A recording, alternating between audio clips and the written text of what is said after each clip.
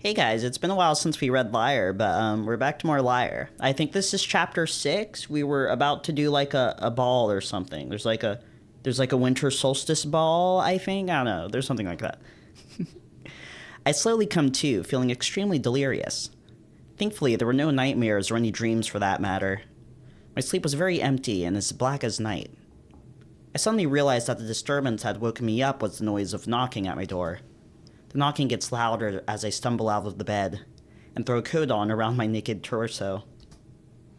Whoever is at the door clearly has something urgent to tell me. Just a moment. I reach the door and open it, expecting to see Lyle or Leaf. Prince Adrius? Adrius? Who knows? He recoils a bit at my surprise, but quickly composes himself. Lord Richter? He looks me up and down with a judgmental gaze. I see you still aren't dressed for the ball. I hurriedly pull the coat more tightly around my body to cover up. It's the best I can do considering I'm only wearing a pair of loose trousers and no shoes or socks. I was resting.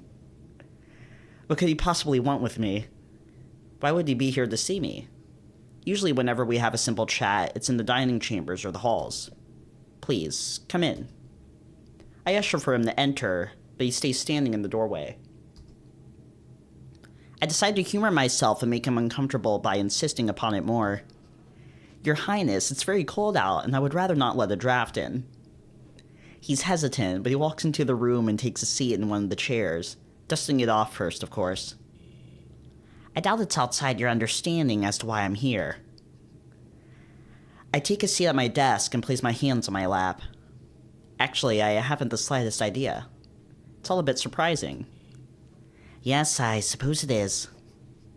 After this brief interaction, a long moment of silence follows.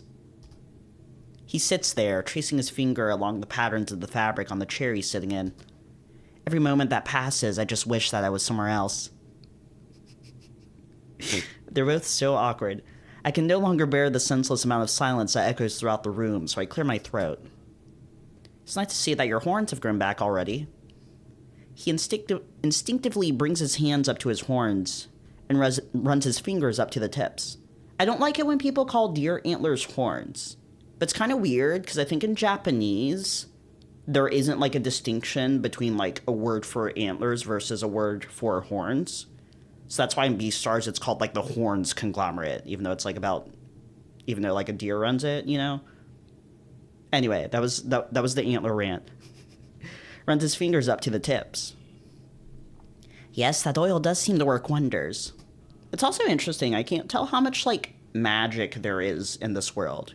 Because we haven't heard about, like, sorcerers or wizards or anything like that, but there does seem to be, like, a great deal of, like, magical forces nonetheless. I take it you'll be able to attend the ball tonight, then, without any embarrassment? He lowers his hands from caressing his horns and looks at me. No, I don't think I will be attending tonight. As much as my father wishes me to. He pauses for several seconds, looking out the window with a glare in his eyes. I apologize for my outburst the other day. It was an embarrassing moment for me, and I regret my actions. Do my ears deceive me? Am I getting a heartfelt apology from the prince himself? I can't help but wonder if this ever happens. He almost choked those last few words out. Your Highness, all is forgiven. It did not affect me as bad as you would think. That's good to hear. But that's not why I'm here. There he is. It was all formality, as I predicted. The reason I am here has to do with yesterday's events. He sits up a bit and stares into my eyes. His eyes are big and have bright golden brown pupils. Yesterday, Richter had the dream where he witnessed the death of the queen, right? It's been like a month since I've read this. Oh yes, I was acting a bit irrational. I must have been terribly delirious, but I'm feeling much better now that You know what happened. Sorry, what? My mother's death. What happened 10 years ago. As irrelevant as it is, How did you come to find out about this information? You arrive here a clueless, naive ambassador, clearly only armed with your people's skills, and yet... He pauses to shake his head, and he prepares his next rude yet witty comment. and yet you still lack in that regard. Now, wait just a moment. Now, only a little over 2 weeks into your stay here, and you already know of this tragic event, and with such detail. He stares at me with an intensity I've never seen before. It's almost as if you were there when it happened. His fist is clenched tightly enough to where I can see the fabric stretching and creasing. I'm not really sure what he's implying by this, but I know that he's definitely not happy. All sense of casual conversation is now gone as tension rises in the room. I place my hands on the desk and draw my fingers on an open book. Yes, I guess it would seem like that. But as unbelievable as it may sound, it was from a nightmare. He lowers his fist, yet still maintains his deadly eye contact. I've come to the conclusion that it was pure coincidence, nothing more. This isn't the case, but I would rather not make a fool out of myself in front of him as I did the others.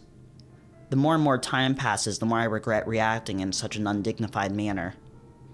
I understand that almost anyone would react in that way if something like that happened to them, but I can't help but feel stupid. It's merely a few traits from the nightmare coinciding with the actual event. No, some of those traits could have not been coincidental. Everything from your account was perfectly accurate to how Father described the original event. Wait, just a moment. How do you know so much about what happened yesterday? He quickly stands up from his chair. Never mind how I know. I don't know what you're up to, but I don't like it. Is he in, like, cahoots with... Who's that one person? The advisor? The royal advisor? Maybe they have a tightly knitted relationship. I quickly stand from my desk. He can clearly see that I am not enjoying these vague accusations. I don't like how he thinks he can treat people this way, and if I'm going to be advising him in the distant future, he needs to learn what that means. I don't know what you're talking about, Adrius, but I'm certainly not up to anything. You may be the prince, but don't let that give you the impression that you can come into my quarters and accuse me of treasonous behavior. I haven't said or done anything that should lead you to this conclusion. After I'm done shouting, I feel a sense of triumph. I would expect someone like him to be completely shocked by my sudden outburst. He's probably never been told off by anyone beneath him before. Despite my judgments, he just runs his hand along the arm of the chair as he walks towards the door, looking me in the eye. I never said anything about treason.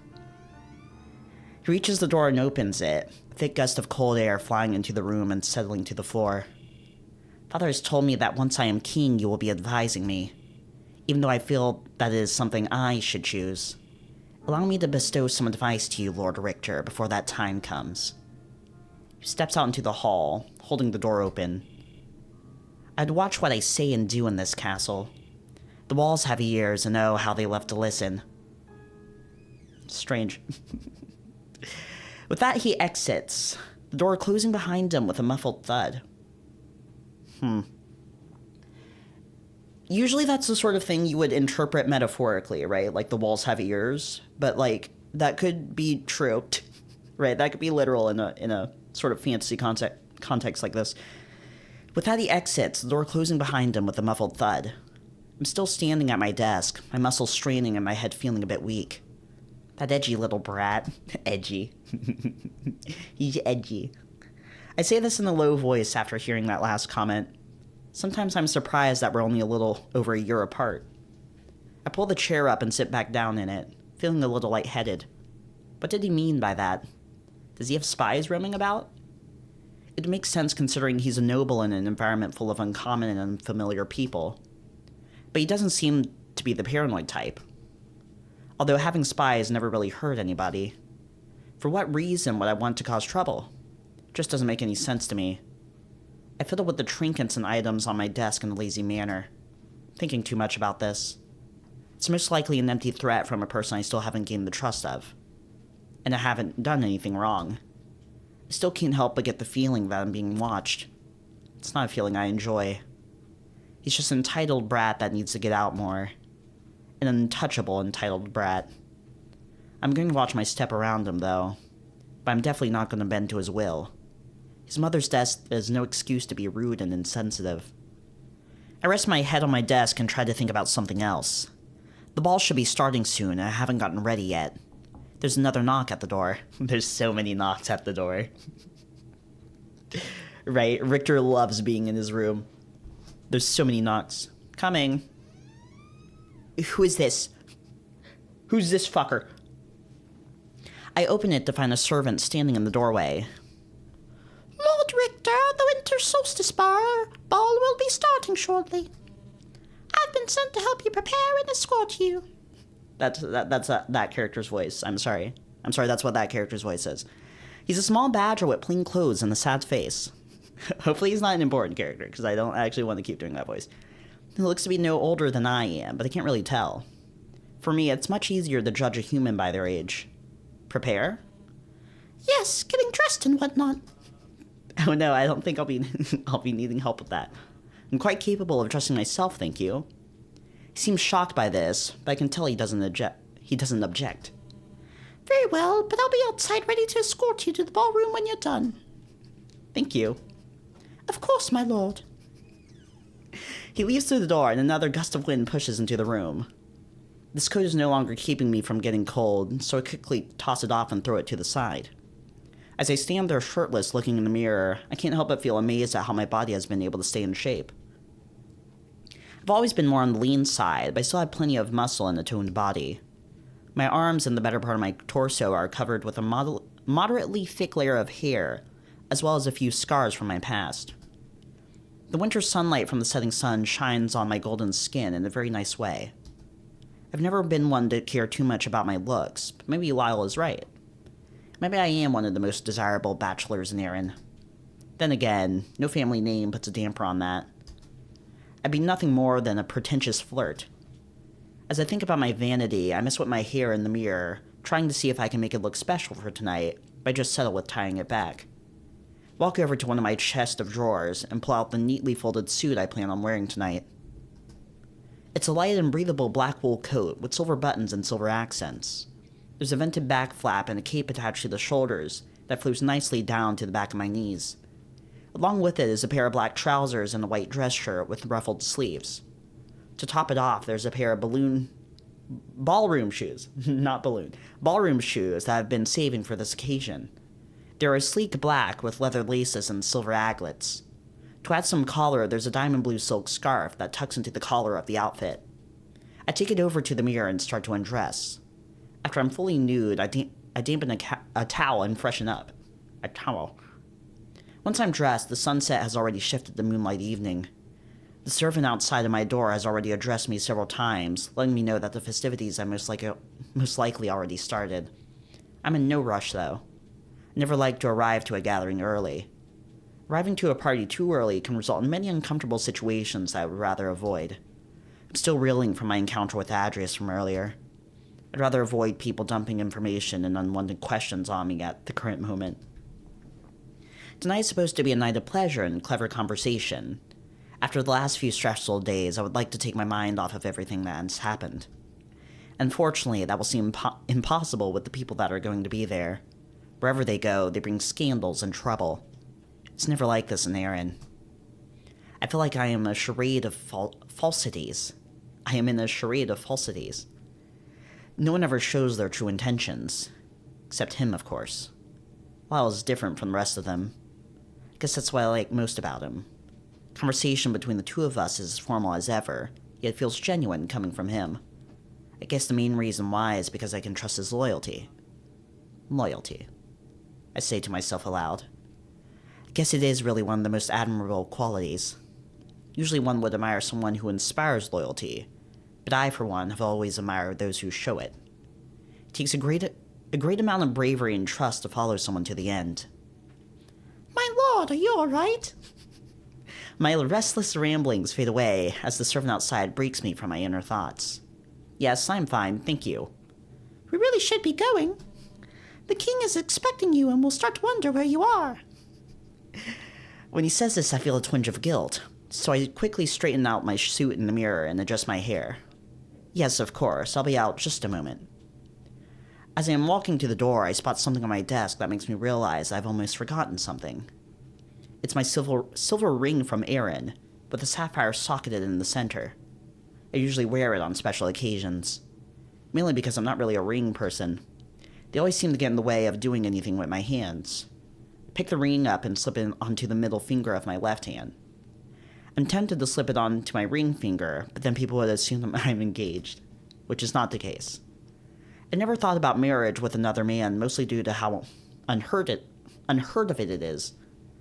I do enjoy tinkering with the idea of someone slipping an engagement ring onto my finger. The idea sends a chill up my spine, and then some when I think of Lyle doing it. His gentle claws pinching the ring and sliding it up to my knuckle. God, I've got to stop thinking about such scenarios. Can you go to the ball? Can you go to the ball, Richter? It's been like 5 hours. I stride up to the door and pull it open. I'm instantly met with a chilling rush of wind on my face. The air outside is dry, cold, and immediately makes my face feel numb. Good God, it's freezing. It is the first day of winter. That's not what that character's voice was. I didn't expect it to get this cold. I pull my scarf around my neck and tuck my hands into my armpits. Our winters are famously harsh. At least, as harsh as winter gets in Tigran. Sailors say it gets worse the further north you go. The vitality fire helps us, though. He walks ahead, and I quickly shuffle behind him. The weather isn't nearly as bad as it will get, though. Soon the plants will have to be brought in, because at one point the fire isn't enough. He turns around and notices me shivering uncontrollably. Don't worry, my lord. The ballroom is not very far. Just call me Richter. As you wish. I'm assuming this character isn't important. I'm assuming this isn't going to be an important recurring character, or they would, like, have a name. They would have gave them a name by now, right? But if they give this character a name, they might be important, and I might be in trouble. The further we go into the castle, the more warm the air becomes. Once we get closer to the grand hall, we see more and more people. Ladies in bright, colorful dresses, and men in black suits similar to mine. They seem to be the only way into the ballroom. Oh, they seem to be on their way into the ballroom. This way, Richter. Your party will be near the King's Lounge. I turn around to see him ushering me down a side hall with a high ceiling. There's a few attendants standing outside the front door wearing beautiful black uniforms. They stand straight when they see us approach. Here you are. 2 attendants open the double doors and usher me to walk through. I'm surprisingly nervous. The sudden change in temperature causes a chill to run down my spine as I suddenly break into a cold sweat. It's now or never. Thank you. Of course. And then that character is dismissed from the story forever, so I never have to do that voice again. I step through the doorway and enter onto a balcony. Oh, it's so cool. It's such a cool shot. It's such a cool shot. Look, there's birdies. There's owls. I like the owls. The owls look cool. Is this guy like Mozart? Is this guy Mozart? Is this guy like an otter? Piano otter? This is some guy. This is some other person. Some other guy. Huh, interesting. Stairs. Stairs. I'm left completely speechless. If I had a single word to describe the ballroom, it would be elegance. This section alone is completely massive, with the ceiling almost as tall as the throne rooms. There are thick ivory curtains that line the walls, closing off sections of the hall. Large pillars of pale marble and stone adorn the walls and corners of the room, with a grand U-shaped staircase leading down from the balcony I'm standing on. Tables are strewn about the sides of the hall in a loose yet satisfying fashion. Candles, plants, and enchanting centerpieces decorate the tables, and a cast of soft, warm light on the faces of the people sitting at them. The floor shines brightly and almost reflects everything like a mirror. Its checkered pattern reminds me of a chessboard. Makes sense considering that chess is almost like a dance in a way. Shut up. There are a lot of individuals out on the floor. Most of them are avians and mammals. Some of them are standing off to the side in small groups, each group chatting amongst themselves. The others are dancing to the beautiful waltz playing from the small stage at the base of the balcony. The music is very lovely and brings life to the room. One touch that the room has that catches my eye is the dim pink light that comes down from the chandeliers above. It casts the entire room in a rose hue and changes the ivory into a light pink and the marble into a rose quartz. There are already a few people walking down the steps, a few couples with elbows locked. I begin to head down the stairs behind them and reach the bottom. The wall to my right is lined with tables full of delicious-looking food. Pastries and tarts line trays along small boards of cheese and olives. Fruit towers and cobblers are arranged neatly on plates, and there's an entire table dedicated to kegs of different types of fine wine. Each keg has a labeled tap. In the very center is a table with a pyramid of wine glasses organized delicately in the center. Each glass is filled with a different type of wine, and in the center is a decorative candelabra that shines light through all of the glasses, creating a colorful light show on the floors and walls around it. Wow. Yes, indeed. Gah. Kadash seems to appear behind me a few steps up the stairs. He reaches my level and puts his paw on my shoulder. Absolutely stunning, is it not? He gestures out towards everyone dancing on the floor. All of our hard work paid off, wouldn't you agree? Well, all of your hard work. My job was easy. He says this last part offhandedly, but in an amusing way. I suppose so. He pats me on the back and steps down. I get a good look at his outfit. It's a sleek black outfit with gold trimming. The suit fits him nicely and makes him look agile and graceful. A small golden crest placed on his left breast along with a green lapel is placed. Lapel? To top it off, there's a green satin necktie wrapped around his collar. Once again, he has matched his clothes with his bright green eyes. As I eye his suit, I notice him looking me up and down. Richter, I must say you look rather handsome tonight. Even after what happened yesterday. Oh, thank you? Is he flirting with me? Or is he just messing with me? I think he's being kind. I think he's complimenting you. You look good too. You like it? He says as he puts emphasis on his suit. Outfits like this are very popular with gentlemen in Driz. Driz? How do you say it? I had it tailored to fit my body perfectly. Well, it certainly does. Thank you. There's a moment of silence which I decide to break. Did you decide to come with anyone tonight? No, I don't think so. What do you mean you don't think so? That's perfectly alright. There are plenty of people on the dance floor without a partner. I'm surprised he didn't manage to secure a partner. I'm even more surprised that girls weren't flocking after him like a murder of crows. A foreign lord with a distinct accent and charming good looks. He has a distinct accent? Was this ever mentioned? I didn't know he had a distinct accent. He's perfect. Though I don't see anyone doing any of the dances I know. Not as athletic as I had hoped. But still, it is a dance. He puts his paw on my shoulder again. He's certainly the physical type. I'll see you out on the floor. He turns to walk away, but stops in his tracks. Oh, and one other thing. Enjoy tonight while it lasts. I'm told that tomorrow is when the real work starts. What do you mean by that? That can mean anything. That can mean anything. He walks towards a group of people and does a flourished bow to a black cat. She accepts his advance and they lock elbows, walking away from the group towards the dance floor. So it's that easy, huh? Well, for him at least. Wish it were that easy for me. What do you mean by that last remark, though? What's the real work going to be? I look over towards the stage and admire the musicians to take my mind off of it. There's a small river otter playing a grand piano. It's about half the size of a regular piano, and his feet can barely reach the pedals. He's wearing a black suit with a ruffled collar. His playing is pretty good, and I become entranced by his paws sliding up and down the keys. That is until I notice the sweet melody coming from the violinist. They are a snow leopard with a flowing mane of brown fur, wearing a black suit with ruffled sleeves and a ruffled hem. His eyes are closed as he performs the waltz, standing front and center.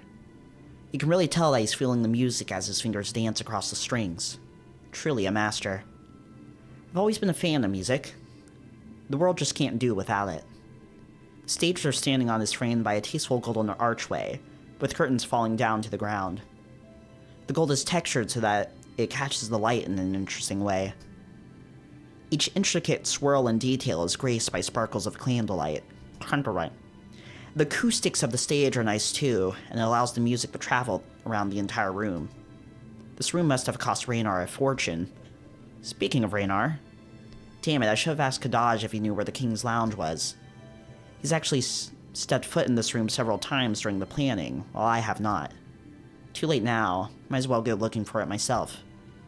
As I'm about to walk around the outer walls and find my way among the crowd, I noticed a tall pair of antlers. I recognize them as Raynar's horns, considering the other deer in the castle are a bit shorter than him. His antlers are also much taller. On my way over, he spots me.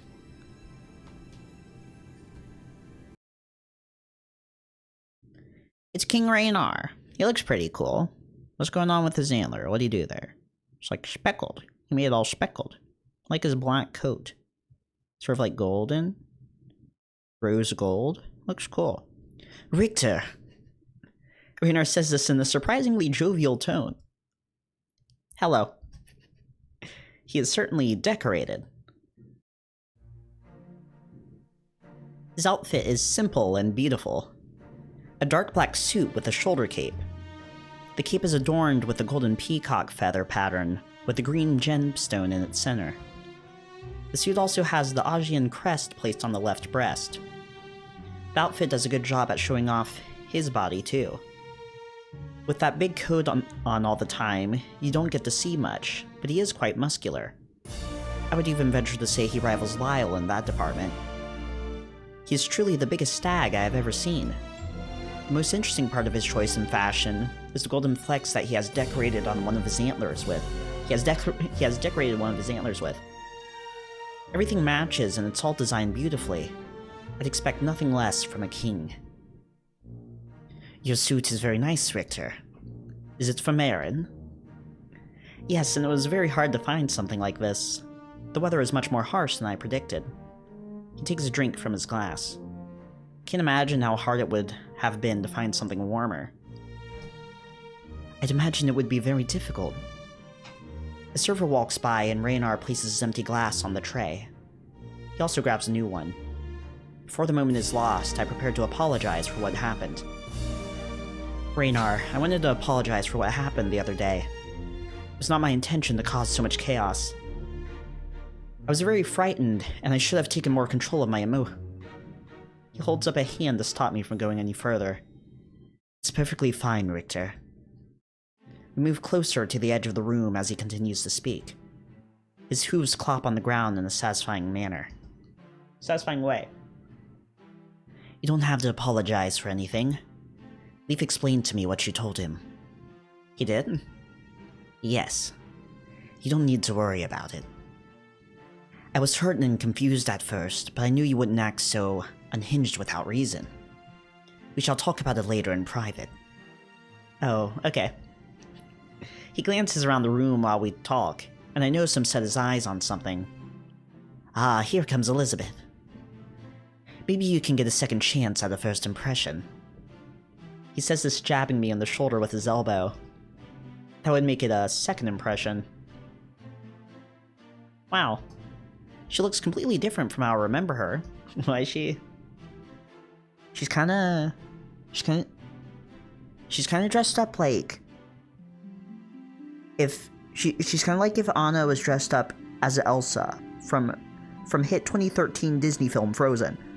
But older. Is that like... Oh yeah, that makes sense. She's looking at me with a perplexed look that slowly fades into a look of slight discomfort. She thinks Richter is a psycho. Perfect. Her hair is no longer loose and tied back, but is instead brought up into an intricate braided crown with gems weaved throughout the braid. Well, that's what that is. For a second I thought it was Christmas lights. The dress that she wears is a light cyan cloth, with crystal-like leaves delicately sewn into the base. The sleeves come past down her hands and drape by her sides. It's a very pretty dress, but I'd appreciate it if she would stop staring at me with those dead eyes. You certainly look better. She says this in a drawl tone. Drawl? I don't know what drawl is. Yes, thank you. I apologize for the other day. She wastes no time in answering. Apology accepted. I don't really understand what was going on, but Raynar speaks very highly of you. I trust his judgment. She turned to him slowly with a cocked eyebrow. I just hope he trusts his own judgment. Raynard rolls his eyes amusingly at this comment, not taking it too seriously. Liz, he has been nothing but helpful. And a good friend. Liz? She tilts her head at him with a look of intrigue. If you say so. Another servant walks by with a tray of drinks. She takes one off, and so do I. Liz, why are you not dancing? I thought you enjoyed dancing. You talked so fondly of your experiences during your stay in Dries? I don't know how to say. She smiles and takes a sip from her glass. I've already danced to a few songs with a couple lords, but I've been taking a small break. I'd like to see you dance in these. She lifts her dress and gestures to her footwear, which looks a bit uncomfortable. Hell, I'd like to see him wearing shoes. I say this as a point at his hooves. That would be an interesting sight. He chuckles as he retorts. Even Elizabeth lets out a laugh. The jokes and small talk help to lighten the mood a bit. Elizabeth sighs and then looks over at me, her lips pressed up to her wine glass as she speaks. Richter, was it? Do you dance? Oh. Well, I'm certainly not beat deaf, but I wouldn't consider myself the best at dancing. She eyes me while taking a sip from her glass. Her eyes are starting to give off less of a dead look and more of a smug demeanor. I guess we'll just have to see. She holds out her hand. I don't... Would you like to dance? I stare at her for a moment, feeling a bit intimidated. It's not that I don't want to dance, I just don't want to inflict more harm to my dignity. No, it's just a dance. Nothing out of the ordinary. I take her hand in my own and give a slight bow. It would be my pleasure. She gives me an excited smile. It's weird, she doesn't seem like the type to smile. The first impression I got from her made me think she would be much more... stern? I think I'll go ahead and get one last drink. We leave Raynard as he heads for the tables and make our way out into the floor. The musicians are already playing a song, so we just join the dance. I take her hand and she rests her arm on my shoulder. I gently place my hand on her waist, and we begin to sway and step in motion to the song. Her dress gently glides across the floor, and I find myself trying not to step on it. See, you're too hard on yourself. No, you're just too kind. The situation becomes less awkward, and we finally settle into the rhythm of the music. You sound a lot like my father. What? Oh, it's nothing. You just share the same accent as him. Oh. She has a Lyrian accent, though. Did you grow up here? For the most part. My father and I moved here from Erin when I was just an infant. For what reason? It's nothing really important. I guess Lyre just presented him with a really good opportunity. I hold her hand up into the air and guide her around me in a circle. After she makes the full cycle around me, we go back to doing the gentle waltz. I spot Kadaj on the other side of the ballroom, chatting up a few girls. Looks like he's showing them a very energetic dance. Some of them are giggling, and he's clearly got them in the palm of his paw. Palm of his paw. Would it be safe to guess you didn't grow up around humans much? Isn't it obvious? Yes, it would. Growing up in Lyre, I've only had the pleasure of knowing a few humans. I've met plenty of humans in my 25 years of living, but I've only known a few. Really can't imagine that. In Erin, it's quite the opposite. I know. The climate is much more favorable for us over there. I almost step on her foot, but narrowly avoid it. I look to her for a reaction, but it looks like she's trying to ignore it. Yes, it is. How do you like it here in Lyre, though? Oh, it's very nice. The people here are very pleasant. I've been welcomed with open arms on multiple occasions. Although I'm starting to think that some of the people here can be a bit fake. I even hear that you have become very good friends with the captain of the Royal Guard. At this point, I do slightly trip over her foot, which causes me to lose my balance for a moment. Yes, I have. He has been an excellent acquaintance these past few weeks. I'd imagine so. Captain Reed and I don't converse much, but he is a very kind wolf. He's done so much for this kingdom, and I think he's the best person to introduce you to this land. I agree. Although I will admit, I believe he is a bit afraid of me. What? Lyle, afraid of you? Yes, but believe me, it makes sense. You haven't seen much of it, but I can be a completely different person at times. When it comes to my job, I can be very serious. That clears up a lot. I steady myself and resume our dance. I can understand that. It's just the way I am. As the king's advisor, it is my job to make sure things run smoothly. I've also been told I can be a bit intimidating. I can definitely understand that. She smirks and then sighs while letting out a chuckle. I can't help it. I work up the courage to ask her another question to keep the conversation going. So, are you fine with going by Elizabeth? What do you mean? Well, Raynard called you Liz earlier. I was just wondering if you preferred a different name. Oh, I see. Most people call me Elizabeth. People I work with call me Liz or Eliza. Eliza? Only my father can call me Lizzie. And if you ever call me that, you'll regret it. She says this last part with some levity in her voice, which gets me to laugh. Her dry humor is spot on. The song ends and we bow. It was actually quite pleasant. More fun than I thought it'd be. She seems happy too, but I can't tell if she's just faking it so as to not insult me. So, what was it like growing up in Erin? As I'm about to answer her, I see someone from across the ballroom floor. It's Lyle. He's standing up against the wall close to Raynard, watching us dance. I can't really see him too well through the crowd, but I know it's him. Please, excuse me. He instantly dismisses the conversation. I bow down, kiss the back of her hand, and walk away. Where are you going? I need to, stretch my legs. You're leaving a dance floor to go stretch your legs? I know, that sounds stupid. I just really want to go and say hi to someone. We can resume dancing in a bit. I'm already too far away from her to say anything without shouting, so I just keep walking. Sometimes I despise how awkward I can get around women. Women is a funny word, because a woman is a woman. But women are women, you know? Like, it's just funny how the woe sound, woman, the wuh sound, changes into a weh sound. It's funny how it changes into a weh sound. Anyway, she didn't seem to be hurt by it, though. Lyle spots me walking towards him and meets me halfway. It's heckin' Lyle. He's wearing blue. Very snazzy. Very snazzy looking. He's looking quite snazzy. Quite cool. Quite cool. Hello, Richter. Hello. I can't hold it back. My face is probably as flustered as it can get. I've never seen him in anything but his armor and his regular clothes. He looks so handsome in a suit. It's all snowy white, with blue accents and a silver lining on each important piece. His shoulders are adorned with silver epaulets. Epaulets, I don't know. Which shine brightly in the candlelight.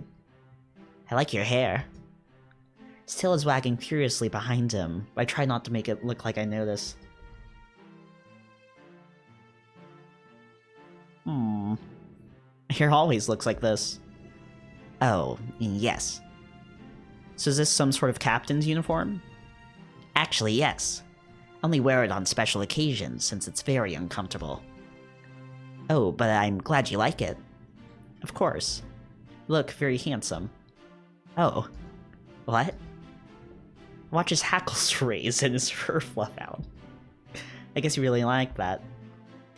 His tail is wagging really fast. Thank you. He quickly calms down and takes a sip from his wine glass. It's a slightly bigger one, and it's almost empty. So, I see you've met Liz? Oh, yes. She seems really nice. A lot different from how she was the other day. Well, the other day was a bit hectic. A lot has happened. Like what? Lyle throws a casual yet alert glance around the room. I'll tell you later. It's nothing too serious, trust me. Please don't tell me it was another problem in the canyon. No, nothing like that. Really, I'd rather not talk about it here. Okay, I won't say another word on the subject. I really want to ask about it, but I also don't want to seem like a pest. This is a party. So earlier you said that you would be doing your job while you were here. Yes? What does that mean? He quirks his lip and thinks for a moment. I'm basically here to keep guard. Make sure nothing bad happens. I just have to stay alert. Well then. I grabbed the empty wine glass from his paw and rotate it, swirling around the minuscule amount of liquid left. Shouldn't you be trying not to get drunk? Huh. He does like alcohol. It's not that. He clears his throat. Trust me, I'll be fine. No, you won't. You might not, but I remember the last time you were drunk. I hand the wine glass back to him. Humans are very pretty, but I think wolves are even prettier. Huh? Wait. I said that? I poke him on the nose and step behind him to get a glass off the wine table. He shakes his head a bit in disbelief, and walks up behind me with a smirk. He reaches around to grab his own glass. I can feel him lean close to my ear. His hot breath blows onto the back of my neck. Trust me, drunk or not, I'll always be there to protect you, my lord. This sends a faint shiver up my spine as I start to feel hot in the face. Stop teasing me. I'm not. Really? I turn around and offer him my hand. Prove it. At first it doesn't look like he knows what I am implying. Then, as if on cue, he takes my hand right as the musicians prepare to play another song. But as we walk onto the dance floor, I notice that he looks a bit nervous. I squeeze his paw a bit and he looks down at me. Are you afraid of what they'll think? Two males dancing with each other? You said it yourself, nobody minds. There's nothing wrong with that. It's just, well, in Lyre, a wolf. The music starts and he just stands there wide-eyed as he trails off. Lyle? Right. I'll lead. He grabs me by the waist and takes my hand with his other paw. I guess he knew that he would be leading considering his stature. I don't want him to have to bend over too much though, so I adjust my arms to his height. Oh, you're so pretty. Aww. Guys, it's peak fiction. It's fiction which is peak. This is peak fiction. The dance starts off a bit slow, with the two of us pacing slowly across the floor. I already feel like I've had a bit too much to drink, even with just one glass. He's not a bad dancer, even considering how different our legs are. Are you comfortable? I don't know. Everyone's looking at us. I look around and notice that there are several people off to the sides who are looking our way. Some of them have shocked expressions, some have blank faces. I see Liz standing off to the side. She has a confused look on her face, but smirks and raises her glass to us. I guess she's figured it out. Don't worry, Lyle. But Lyle. I gently rest my head onto his chest as we move our feet to the rhythm of the song. It's just you and me right now. The lights above us dim, and a couple of smooth blue spotlights move around the floor in rhythm to the music. It creates a very moody lighting, and I become entranced in the music. This is the perfect romantic situation. He doesn't respond to that last remark, though. Instead, he just holds me closer to his body. The smell of coconut. Coconut. I forgot Lyle is distinctly coconut scented, right? I forgot that was an important part of the canon. I forgot that was a very quintessential part of the text. He's coconut scented. The smell of coconut invades my senses, and I become lost in his warm embrace. His neck fluff is irresistibly soft. I can hear his heart beating through his chest. It's beating fast. Are you sure you're okay? I don't get a response at first. After a few seconds, though, he responds. Yes. Sorry, I guess I just froze up. Why's that? I asked this in an amusingly curious voice. Richter, do you have feelings for me? I can now feel my heart beating rapidly against my ribs. These heavy clothes aren't helping either, because I feel myself sweating profusely. Lyle. He guides me around him, similar to how I led Liz. I almost said Riz. Similar to how I led Liz around me earlier. Once we meet again, I come back to his front and look off to my side while we continue to dance. While I'm not sure what I feel. I see him give me an inquisitive yet concerned look from the corner of my eye. My feelings for you grow with every day that passes. I turn to face him, but stare into his torso as I speak. But my emotions are very complex. Sometimes I don't know what I feel. I wish to be with you, no matter what people think. Our ranks don't matter to me. Our dance turns into more of a conversation, but he still guides me across the floor, his claws clacking against the ground sometimes. I'm only technically a lord. I pause and look up to him. He's staring at me with anticipation. I can tell you're eager for my answer, but I must ask you this first. We're getting so Shakespearean. Like, it's not written like Shakespeare, but it's like written like Shakespeare. The song and dance seem like it's entering its finale. What were you hoping I would say? That's a cheater question. That's a cheat question. You can't ask that question. The waltz reaches its crescendo in its final drawn-out note, and we enter a dip. I glance out the corner of my eye and notice that the other dancers are going in for a kiss. Two foxes lock lips and carry each other into a warm embrace. Is this it? Is this happening? My body lowers to the floor as he leans over me. His widened eyes are staring into mine, and I feel as if my gaze has gone through his soul and reflected back into my own. I close my eyes in anticipation. Da-da-da. Da-da-da. Nothing happens. I open my eyes and Lyle is staring at me with a nervous gaze. He raises me back up and glances around at the rest of the room. I'm sorry. We shouldn't have. I look around and see everyone staring at us out of the corner of their eyes. Just us. Just me and him. Huh. Daremo shiranai kanjore. The room suddenly starts to feel like it's being warped. I pick up on the distant chatter. Am I the only one who just saw that? Did that wolf just try to kiss him? No, I think it was a human. Looks like he was expecting it. I heard them talking on the dance floor. Apparently that lord has feelings for Captain Reed. Really? That's completely unheard of. I guess he feels the same. Could you imagine? A wolf in love with a human? Here in Lyre? No, that's impossible. My mind is spinning right now. 1,000 thoughts run through my head. What's going on? What's so wrong with us being together? They're from Erin, you know. I've heard a lot about how they do things differently there. Maybe they should just go back to Erin with the rest of their lot. Hey now, there's no need to be insensitive. So, this is what they think? See Liz standing a bit outside the crowd. She has a concerned look plastered on her face, and her tears stare into my eyes. I watch her mouth some words in my direction, but I can't understand what she's saying. I don't see Reyna or Kadaj anywhere in sight. The music hasn't started playing again. The room becomes a cascading pit that threatens to swallow me. I look up the Lyle and see him glancing around nervously. He looks down at me with fear in his eyes. Richter, I'm so sorry. I didn't know what to say or do. I tried to. He chokes on his words. He's rubbing his paws together in a nervous way. I'm sorry.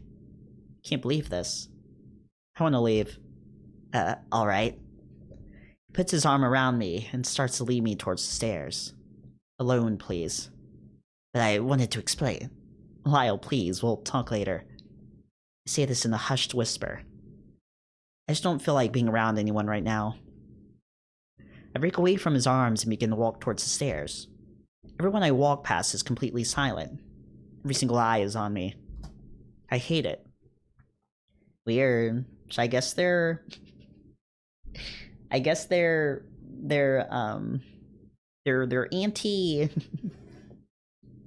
I guess they're anti-interspecies here. Right? We don't get to have the drama. We don't get to have the drama We don't get to have the drama of having like a homophobic setting, but we still get the drama of having an anti-interspecies setting. So that's interesting. I wonder why it's such a big deal. Because whenever they were mentioning it, they were mentioning it specifically being like, they're like, oh, a wolf and a human. I wonder if it's actually specifically with like wolves and humans that people are weird about, or if it's just like any sort of like animal person and a human. Or is it the wolf aspect specifically? Either way, I wonder why that could be. I wonder if there's a specific reason, or if they're just like, you know, if they're just vaguely bigoted in that specific manner. I don't know. It's interesting. I hate it. After climbing a few steps, I turn around and address the people in the room. To all of you shams who smile at me through your teeth. I pause, feeling like there's a large ball in my throat. Only to have your good opinion crushed by something so trivial. Enjoy yourselves. There's a dreadful silence that falls over the rest of the ballroom. I look down and see Lyle standing at the base of the steps. He looks concerned and confused, but for a moment I think I can see a flicker of admiration on his face. It's like he's happy I'm standing up for myself. I thought this was a party? There's even more silence before the music resumes. I trudge my way back up the stairs and go through the main hall of doors.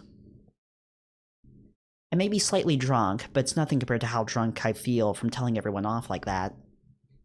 The power fades, though, as everything settles in. Can't believe this. Is there a problem with interspecies relationships in Lyre? Now that I really think about it, I've never seen one here before. I look back on all the times I've seen a couple, and I realize that they've all been the same species.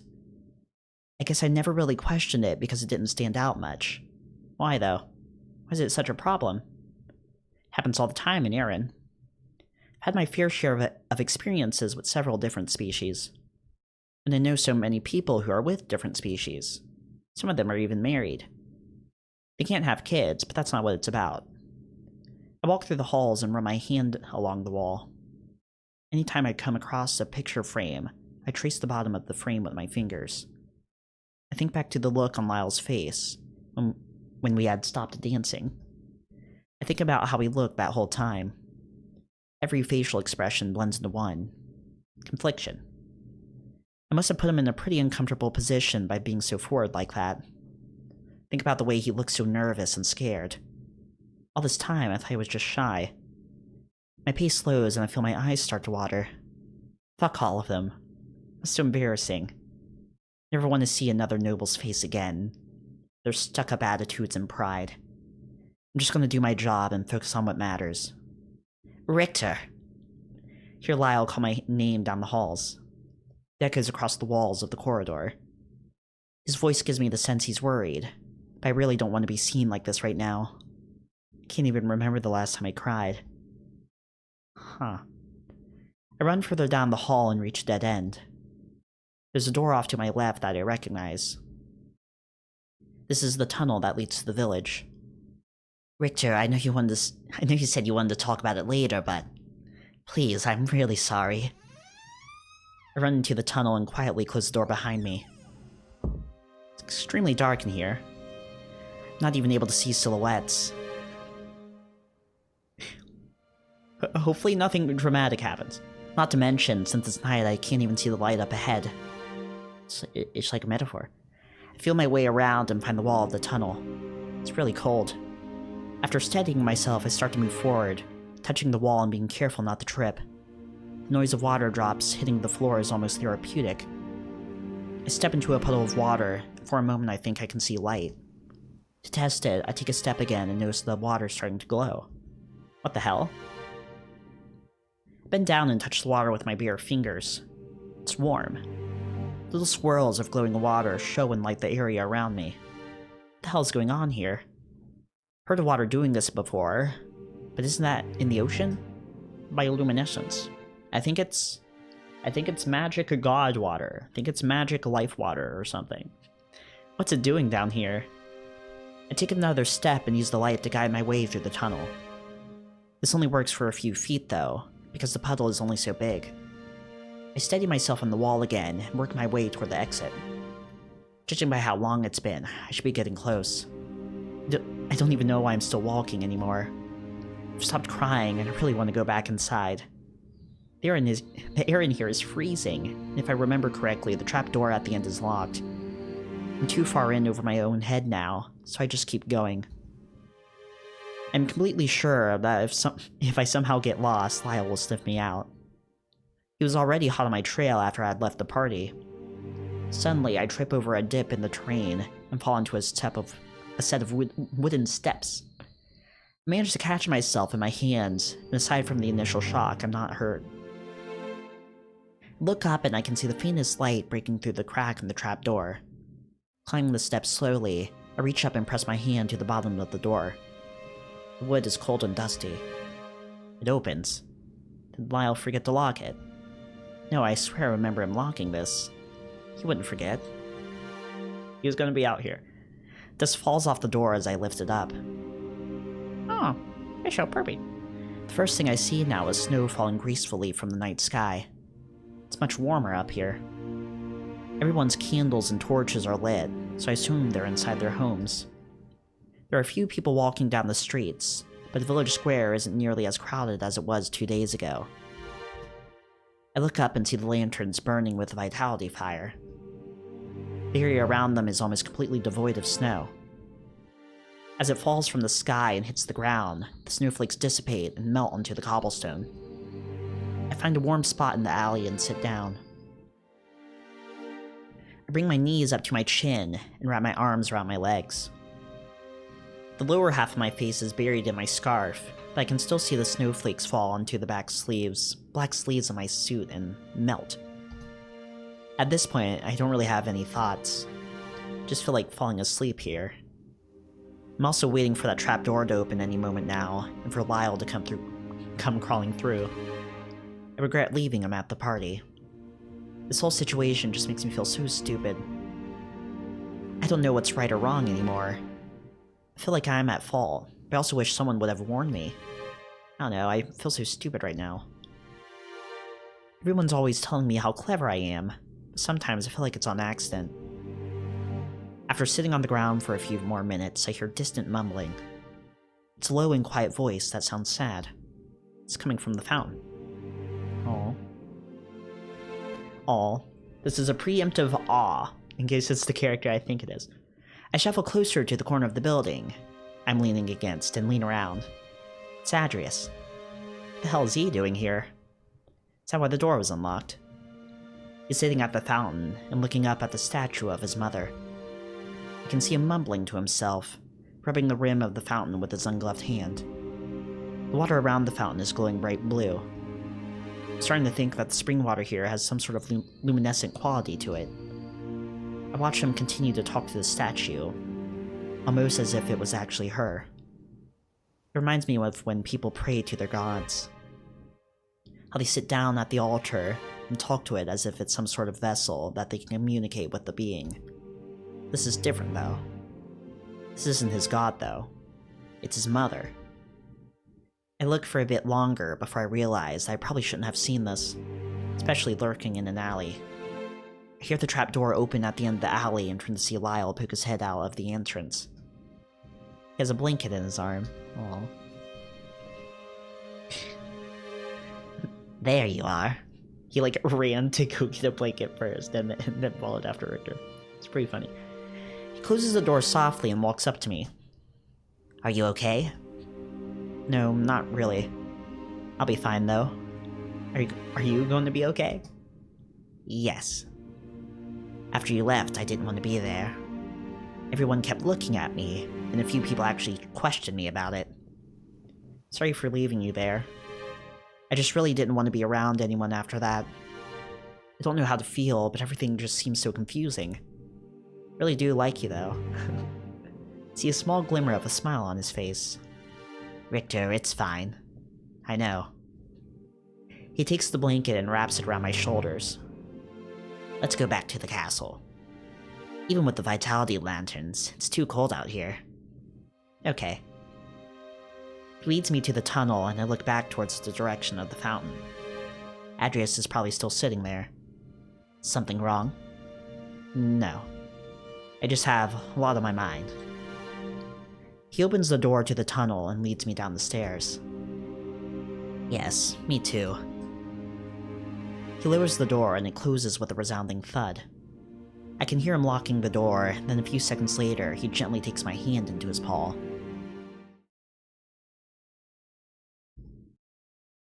Korewa. After leaving the tunnel, we walk down the corridors for a bit. His paws rest behind his back shyly as he carries on by my side. We haven't spoken a word since we left the tunnel. My clothes are a bit damp, and the shoulders of Lyle's suit are also a bit wet. I wish the ball hadn't ended like that. He gives a sigh of agreement and nods. Yes, I'd hope it would have gone better. Even at parties, the nobility refuses to let loose as others would. Letting loose means being less ignorant. I wouldn't expect them to do it outside of parties either. Lyle snorts and lets out a laugh that echoes up the hall ahead of us. Richter, oh my god. You should have said that to them earlier. As I was leaving, please don't remind me. Wish I could start over. We round the corner and there's another long hall. Torches lining the walls with bright blue flames. We could. What? Start over? He stares back at me with his big eyes of his and holds out his paw. I'm not exactly sure what he has in mind, but my curiosity suppresses my mood. Sure. A smile lifts his cheeks, and he takes my hand into his paw, pulling it forward and getting down onto one knee. May I have this dance? Dance? Yes. Right here. Look up and down the hall, craning my head over my shoulder. The corridor is completely empty, the only noise being the sound of the fires flickering about.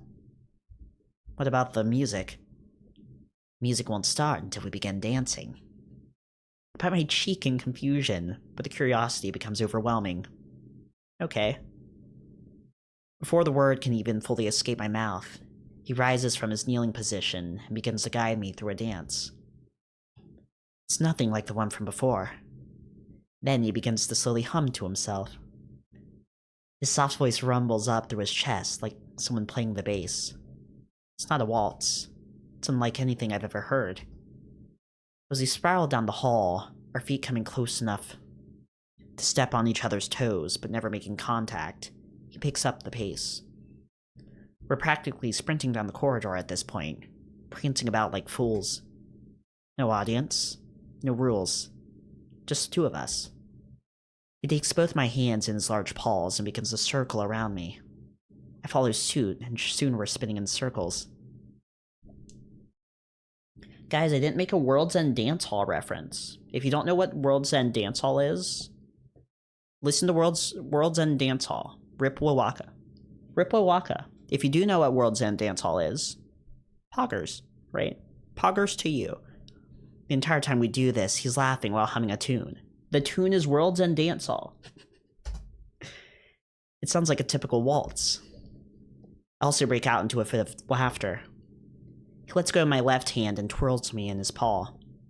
I stumble a bit, tripping on the back of my coat as he laughs. As I steady myself, my face flushes red and I look up at him. He's got a paw over his muzzle, trying to stop himself from laughing. I playfully lunge at him and push him against the stone wall. He doesn't budge at first, but along with his help, his back presses into the wall. I press both of my hands to the wall behind him and look into his eyes. Suddenly, there's a noise a bit further up the hall.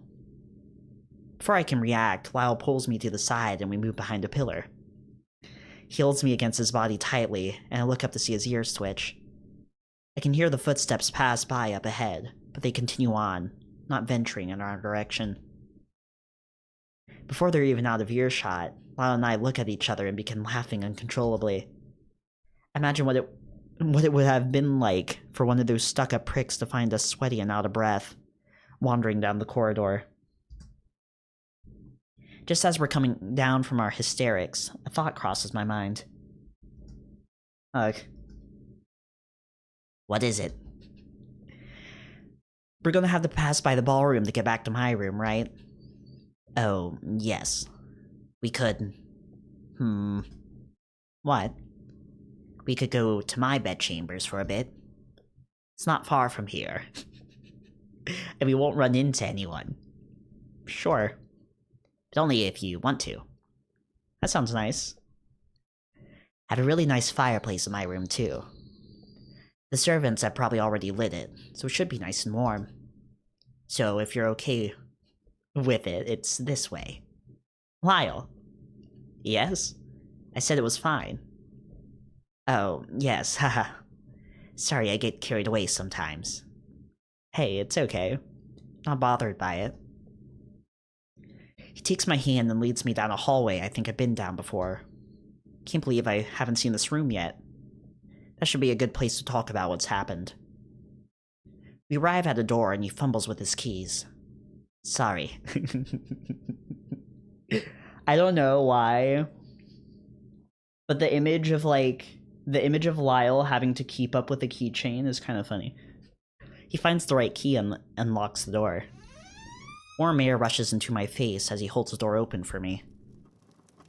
Oh, wow. Whoa. Quite interesting. Quite an interesting room. Is this a painting of stars? Wait, no. Wait, is it? What's this a painting of? Because there's like clouds or something. Then there's stars? I don't know what this is a painting of. Messy ass fur brush. Messy ass fur brush here. Is it safe? Is it safe to have the fire going while you're not there? I don't know. Oh, this is a cord that, like, blocks out the window. That's neat. Oh, it's the sun. I forget what they called this symbol. I forget what they called this symbol, but it's the symbol that's on his thingy. Oh, we saw it in the flashback, right? Are these drawings? Did Lyle draw a map? What's this a map of? Is this a map of, like, the continent TM? It's like marking out the cities. Interesting. There's a lot of drawings, I guess. He likes drawing. Who is this? I assume Lyle didn't do a self-portrait. Maybe he did, though. Maybe he did. Spare change. This is not safe, okay? You should not have the okay, like, I know the servants or whatever lit the candles, knowing Lyle was going to arrive soon. But heckin' Smokey the Bear would not like this shit, okay? Smokey the Bear would not like any of this, okay? This is crazy. Guys, don't leave candles lit when you don't need them, because that's kind of silly. Don't do that. Okay, like the fireplace, sure. Whatever. Wait. Actually, never mind. The fireplace, sure, I get, right? It's like, sure, they turned on the fireplace. But these candles, you don't need those candles. Those candles aren't doing anything. Whatever. Guys, do not leave candles on in a room that you don't need, okay? Disaster, okay? Disaster. My senses immediately get overrun by the color red. He steps past me as I stand by the doorway and walks over to his bedside table. Lots red. Oh, yes. I love red. It's my favorite color. First grader energy. Lyle's giving first grader energy right now. What's your favorite color? Oh, mine's red. I like red. Oh, well, mine's blue. It's my favorite color. Really? Of course. I like it because it's warm and vibrant. It's also just nice to look at. I watch him fumble with some things on his dresser and take this moment to look around. The fireplace is really nice, and I can feel the warmth of the fire wrapping around my legs. Above the mantel is a big painting. Of what? Tell me what it is. It's a dynamic portrait of a wolf warrior shrouded in a hood. Is it? Is that what that is? I guess, kind of. I guess if you ignore these, like, circles, you can kind of see it. Interesting. He looks a bit like Lyle, but his fur is more of a reddish color. Huh. Sparks fly up around his figure, and the painting almost looks menacing. I turn my gaze down and notice a brush sitting on the mantle. There's a few long hairs sticking out of it. I guess this is what Lyle uses to tame that big mane of his. I put down the brush and explore the other side of the room. Lyle seems pretty occupied right now. I see him throwing a bunch of stuff into a drawer. I didn't notice until I got closer, but his bed is massive. It's probably a normal size for him, but to me it's huge. So is everything. The fact that it's a canopy bed doesn't help. I'm pretty sure this room and everything in it was built for larger animals. I look over to Lyle and see what's behind him. Are those your drawings? Yeah. They're just sketches, though. Nothing really great to look at. I lean around and take a look at some of the drawings. Oh, wow. Lyle, these are all really good. Heh, thanks. He steps to the side and I walk up to the wall where his drawings are. Each one is an intricate sketch. Paws, flowers, there's even a drawing of a mountain landscape. Closer to the bottom is a self-portrait. Oh, it is a self-portrait. It is literally him. Okay, but like... Yeah, that makes sense. I can imagine Lyle sitting in front of a mirror drawing himself. Okay, guys, for a second I forgot mirrors existed. I'm not gonna lie. I'm not gonna lie to you guys. I forgot that mirrors existed. I was like, how did he draw himself without a camera? Mirror. Mirror, that's how. But it is interesting to think about, though. Like, throughout our history, until, like, the invention of the mirror, no one really knew what they looked like, unless they, like, looked into a particularly shiny puddle. Even then, the hue would sort of be offset by, like, the ground underneath the water, as well as the color itself. Right, before the invention of the mirror, no one knew what they looked like. Or in, like, cultures and societies where they just didn't have, like, immediate access to mirrors, they didn't know, right? They didn't know what was going on with themselves. I can imagine Lyle sitting in front of a mirror drawing himself. I don't think I could do that. I've never been that artistically inclined. He's smiling in the portrait, and it looks really cute. Is he? Is he smiling? I guess he is kind of smiling.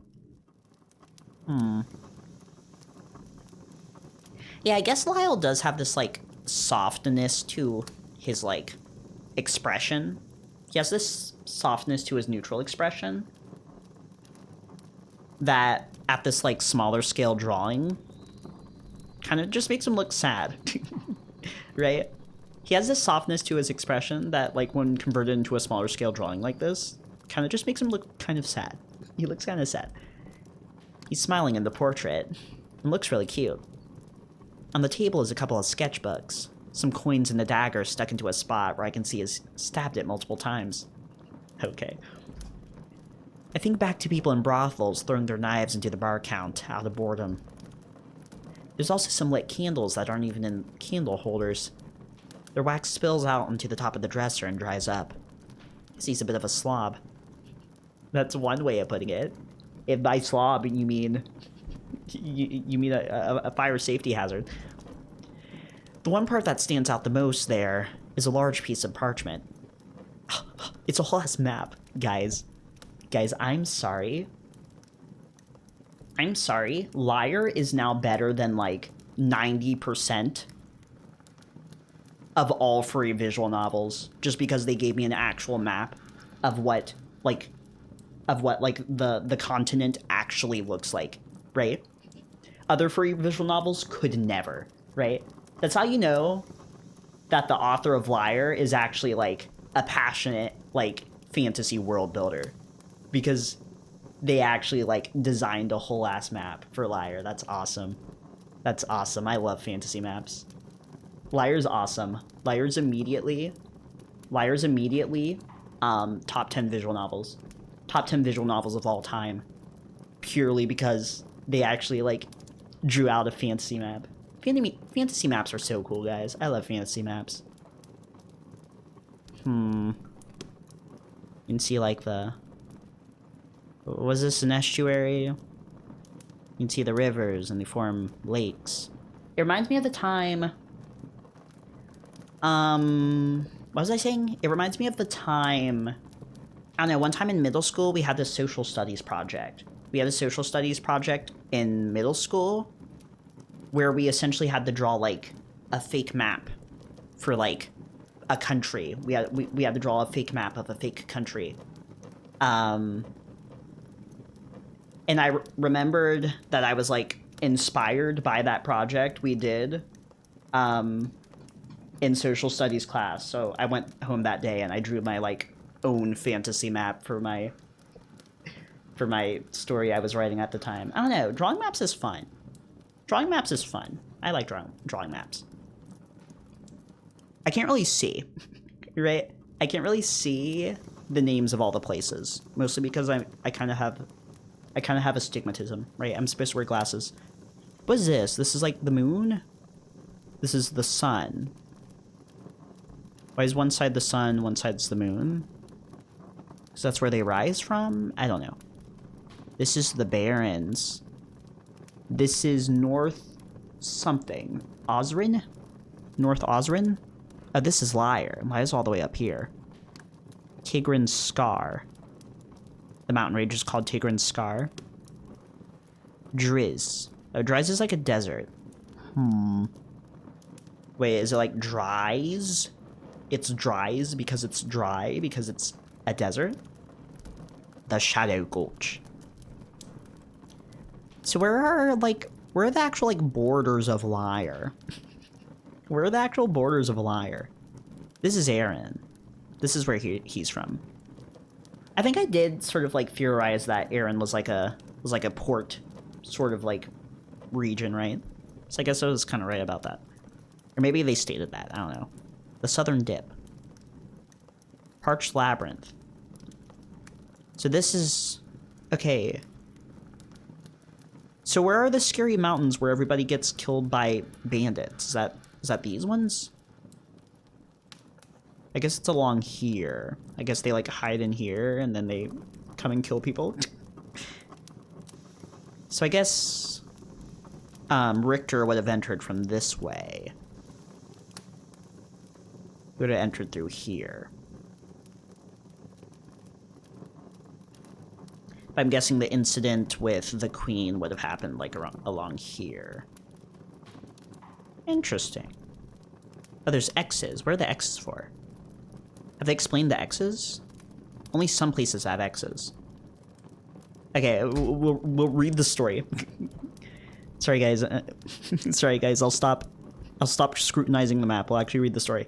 There's a map of Tigrin drawn on it, but the only reason I'm continuing to read the story instead of looking at the map for another 10 hours is because I want to see if Lyle explains what the red marks are. I want to see if Lyle explains what the red marks are. There's a map of Tigrin drawn on it. So that's what the entire continent's called. The entire continent is called Tigrin. That's a weird thing to think about sometimes. Okay, because... Okay, we'll read the Lyre, okay? I'm sorry. I was about to go on a whole rant about, like, fantasy maps. Okay, here. So this is Tigrin. As far as we're aware, this is, like, the only place in the universe. But, like, are there other continents on Earth? Or is this the only continent on, like, Earth, you know? Because Tigrin is this entire country. But, like, beyond... like, what we can see, are there, like, more countries? You know what I mean? Or, like, how big is this country relativistic to the scale of the planet? Right? Like, how big is this country relativistic to the scale of the planet? Like, does this encompass, like, the entire, like, globe, essentially? I don't know. It's weird to think about. Okay, that's the end of the rant. I was going to continue the rant about, like, how fantasy world building can be interesting in that way sometimes. I was going to continue that rant, but we're moving on. There's a map of Tigrin drawn on it. It's extremely detailed right down to every village. Oh, don't read that. You may like my drawings, but my handwriting is not pretty. It looks fine. Handwriting is very good. Don't put yourself down. There's a bunch of red marks on different parts of the map. Yes, yes, yes, yes. That's what I want to know about. What are those for? Point to one of the marks. Oh, those. Those are all the places I want to go. Oh, but he doesn't get to go anywhere because he's the captain of the roll card. Guys. Like the other two kingdoms and Nero's clearing. I also really want to go here. It points to a place on the map that's just above Erin. I've heard that this river is beautiful during the summer. I've been there before. The Lord's Bend is a beautiful river. I didn't get to see much of it though, but from what I saw it's nice. Guides my finger down to an island off the coast of Driz. Dries? I'm saying Dries. Because it's dry, because it's a desert. So it's dry, okay? It's Dries. I've decided it's Dries. Have you ever been here? I take a closer look, but I instantly know what he's looking at. The Parched Labyrinth? No, I can't say I have. Like you, I've only been to places near or just outside Erin. Although I've heard that's very dangerous there. I'm pretty sure it's an almost uninhabitable jungle. I want to go there someday, just to see it. Maybe one day your duties will take you there. You never know. He stares at the map with a dreamy look in his eyes. Okay, but okay, I don't want to go on the map rant. But if you've played, like, Breath of the Wild, that's, like, a question about Breath of the Wild 2, or Breath of the Wild as well, is because the entirety of Breath of the Wild takes place in the Kingdom of Hyrule, right? But technically, the actual, like, part of the world you're occupying is known as, like, Greater Hyrule. And then, like, everything outside of that is, like, Ungreater Hyrule, or whatever they call it. I forget what they call it. I don't know if they call it, like, Lesser Hyrule. But you know what I mean? It implicates that, like, there's an entire, like, other world out there.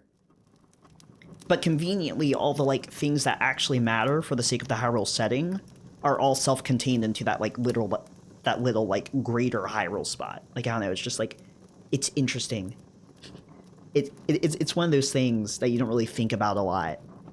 Where you see, like, a fantasy map, and you see, like, the one continent, the one country where everything happens, and you're like, oh yeah, that makes sense, I guess. That's like how, like, cartoon characters wear, like, the same clothes every day. Like, the more you think about it, the more it doesn't really make sense. I don't know, it's a whole thing. Okay, we have to go back. But that's the thing. You might not be able to see the entire scope of a fantasy globe, like, based on, like, one image like this, but you can make inferences, right? So because, like, this is all, like, cold and snowy, you can infer that, like, whatever globe Tigran is a part of, that this is at the very least, like, somewhat near the North Pole, right? Because it's colder and snowier there. But it's not cold and snowy down here. In fact, he actually said there's, like, a jungle here. So because there's, like, a jungle, it almost kind of implicates that, like, this is, like, closer to, like, the equator?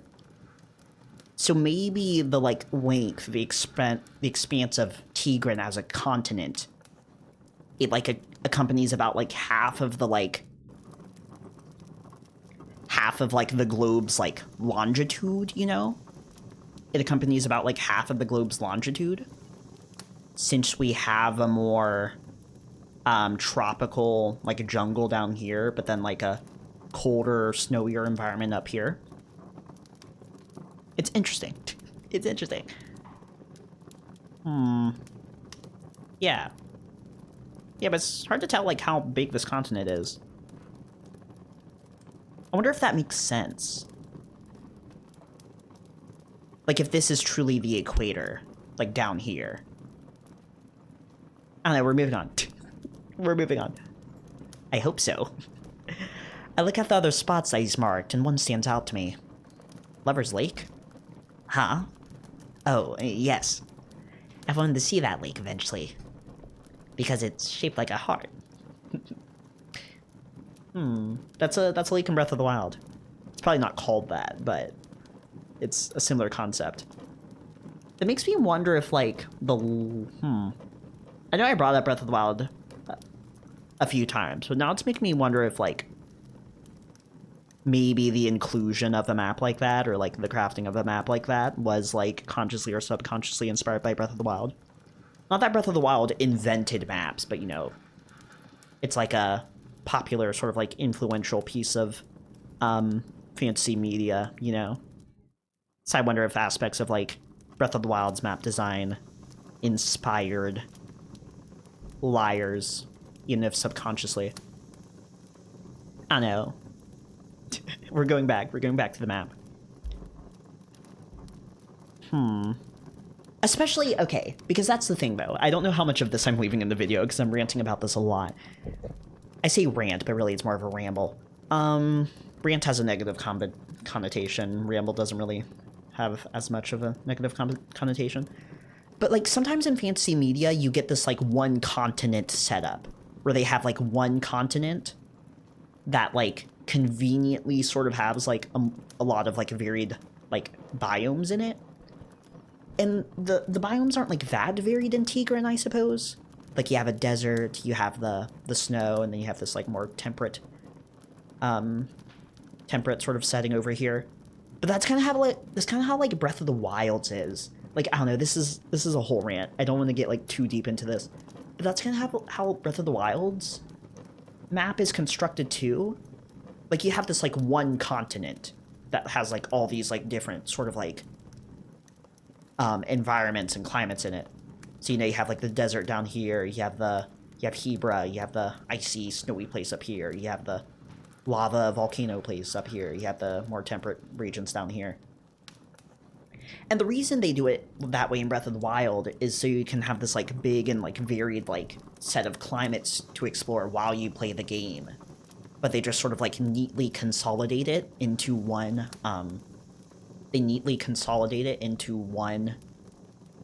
map. You know, they don't have like, multiple continents that you're traveling between so that you can have, like, varied, environments. They just, like, pack it all into one map to keep everything, like, simple, you know? But realistically speaking, you probably wouldn't have all these varied environments on, like, one continent, right? But Breath of the Wild, it technically isn't even one continent because, like, the lower... The only part of the world of Breath of the Wild that actually expands into water, I think, is the southeastern quadrant expands into ocean. But the rest of the Breath of the Wild's world seems to expand into, like, more desert or mountain ranges and stuff like that. Yeah, but Tigran's doing a similar thing here where we have, like, all these different environments packed into this, like, one continent. And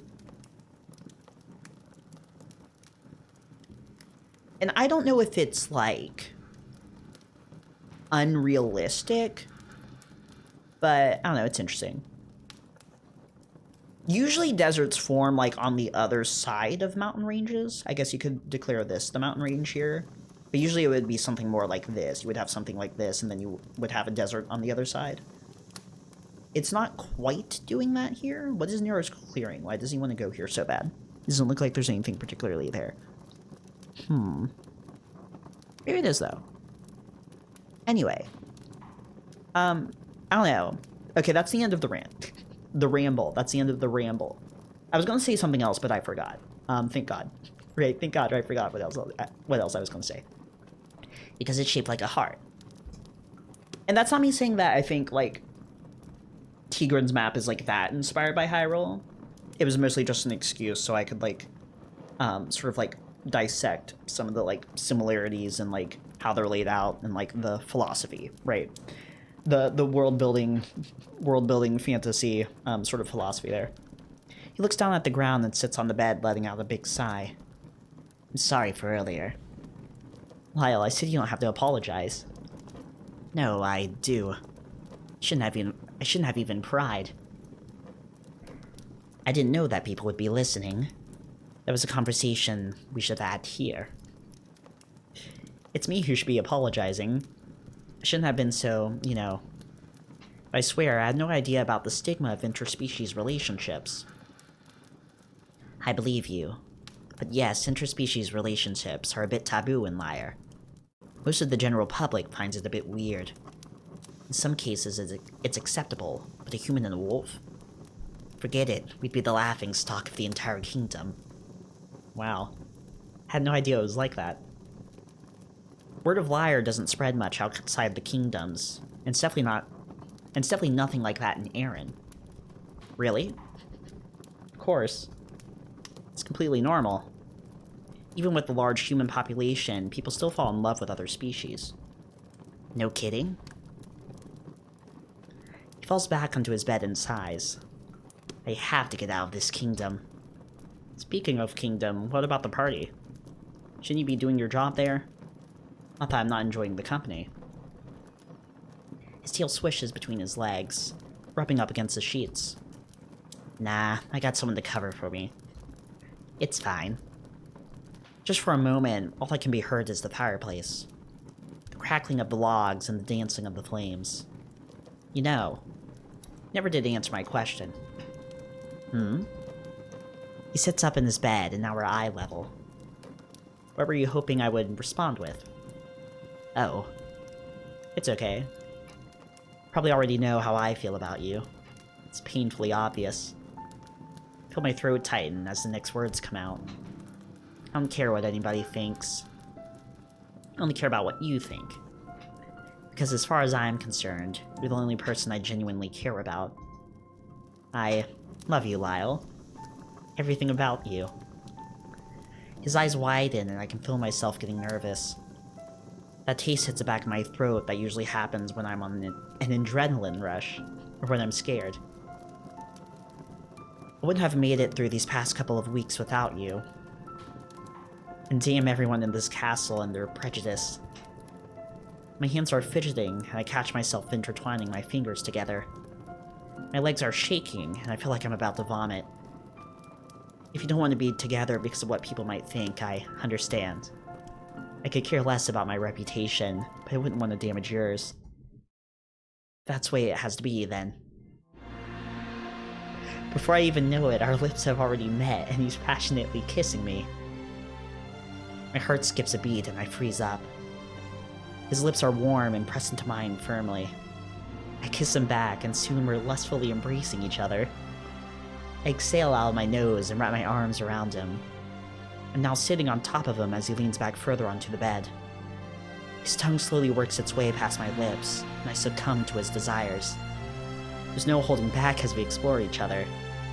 I can feel his sharp teeth on my mouth, and it feels weird but good. His slightly wet nose presses against mine, and I feel a puff of hot breath on my face. We both open our eyes and pull back to take a breath. He envelops me in a tight hug, and pulls me down onto the bed. His warm embrace feels too good as I hug him back. I lose myself in his warmth. I'm grinning ear to ear and feel myself lost in passionate thoughts. The sound of his tail rapidly thumping against the bed is pure bliss. He tightens his grip and kisses me on the forehead. I love you, Richter. You're the best thing that has ever happened to me. His cheeks are a deep red, and he has this awkward smile on his face. It's like he's been wanting to say those words all day. I feel the exact same way. Roll over on top of him and give him another kiss. It's not as long as the one before, but he enjoys it just as much. My hands move further down his body, and he opens up, letting me explore every inch of him. This elicits a slight whimper from him. I honestly expected a moan or a grunt. Something wrong? It's just... You think I've forgotten about the display you put on for me all those weeks ago? This causes him to turn completely red in the face. It's not like that. I was just taking the bath. I place a finger over his muzzle. Don't you want to give me another show? He lets out a quiet noise of embarrassment before giving me his answer. Yes. How long is this chapter? Guys, I hate to be this guy. I hate to be this guy. How long is this chapter? I think we're gonna end this episode here, okay? Maybe I ended the episode a long time ago, but I'm ending the episode here. So the start of next episode will be whatever Richter and Lyle are doing. And also whatever else I want to do.